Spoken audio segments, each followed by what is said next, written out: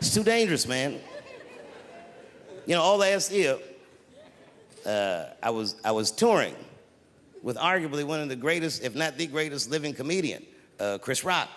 Me and him toured all year last year. And right before that tour started, Chris was involved in what we blacks might even consider a goddamn 9/11. Chris got slapped in the face at the Oscars by Will Smith, which was one of the craziest things I'd ever seen. In fact, if you watch it live on television like I did, when it happened, I thought it was fake. I did, and I wasn't sure, so you know what I did? I waited, because unlike you, I know Chris. I waited like 30, 40 minutes, as long as it would take him to get to another party. And I called him on FaceTime, and he picked up. As soon as he picked up, he said, "You was the only nigga I had to answer the phone for." Apparently, Obama and Oprah, everybody had called this nigga to see if everything was all right. And I thought it was fake. I didn't know. So I asked him, I go, well, you know. He said, "What?" I said, "Well, did it hurt?" And he said, "Yes, nigga, it hurt." And then I knew that it was real. And then, and only then, was I offended. And I wasn't just offended that he got slapped. That was only half of it. The real offensive part was that after they slapped him, this nigga Will just sat down and enjoyed the rest of his evening. It was crazy. It was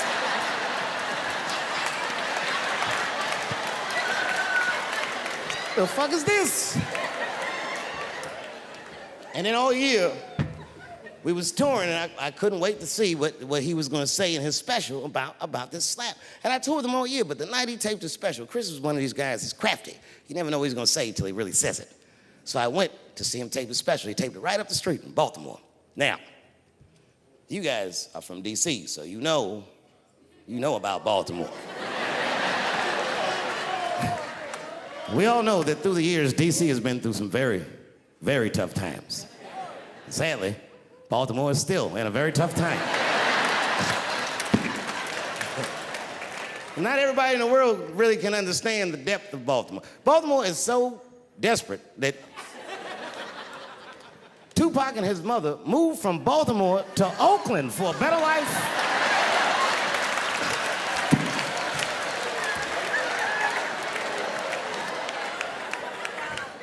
And Chris Rock went so hard in the paint, and I can't believe he did this, he shocked a Baltimore crowd. I didn't even know that was possible. I started doing comedy around here. Shocked them. And you know what he said that got him? He looked at the crowd, he walked out. I didn't expect him to say this. He looked at the crowd, it was all black, Baltimore black.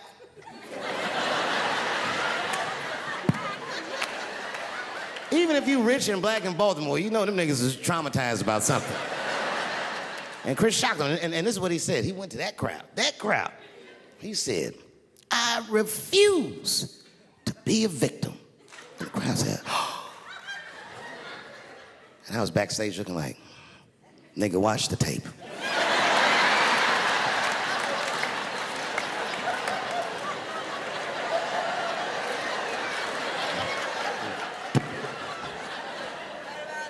I know it's fucked up, but I tell you the truth. You know, everything's funny. Everything's funny till it happens to you. 3 months, a mere 3 months after that terrible attack that Chris Rock endured, I was on stage at the Hollywood Bowl, and a lunatic jumped out of the crowd and attacked me. Now, I gotta tell you, if it happens to you, you don't even know what the fuck is happening. It was like slow motion. I just looked over. I don't know this nigga. And I just looked and said, "Oh my God, I'm being attacked." And this motherfucker was ragged. He jumped at me. He was like, "Ah!" I'm old, but I'm fast. I caught this motherfucker's head with my hand and pulled his hoodie over his eyes. I can still feel his head in my hand. It was spongy. He had been growing dreadlocks. Not the beautiful dreads that Rastafarians grow. These were accidental LA homeless dreads. This shit had leaves and sticks and bottle caps and shit in it, some kind of grease. I was like, ugh, like this. And then I fell down. And he knocked me all the way on the ground. And I was like, man, this is a bad situation. I'm like, I don't know if I'm gonna die or what's gonna happen. But in that moment of vulnerability, you know what occurred to me that had never occurred to me before in my life? In that moment, it occurred to me that bodyguards should not wear dress shoes to work. Travis.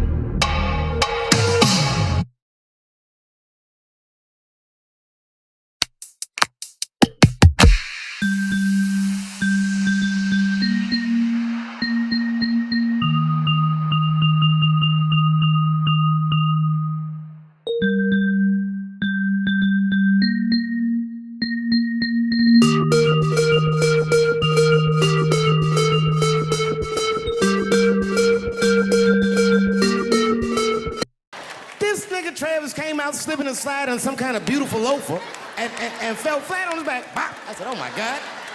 Now both of us are down. I gotta handle this shit myself. So I popped that back, boom.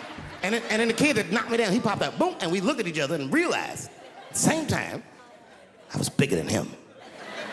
And that motherfucker took off running. And I started to chase him and I said, fuck him. And I picked the microphone up. I said, I'm gonna finish this show now. That's right.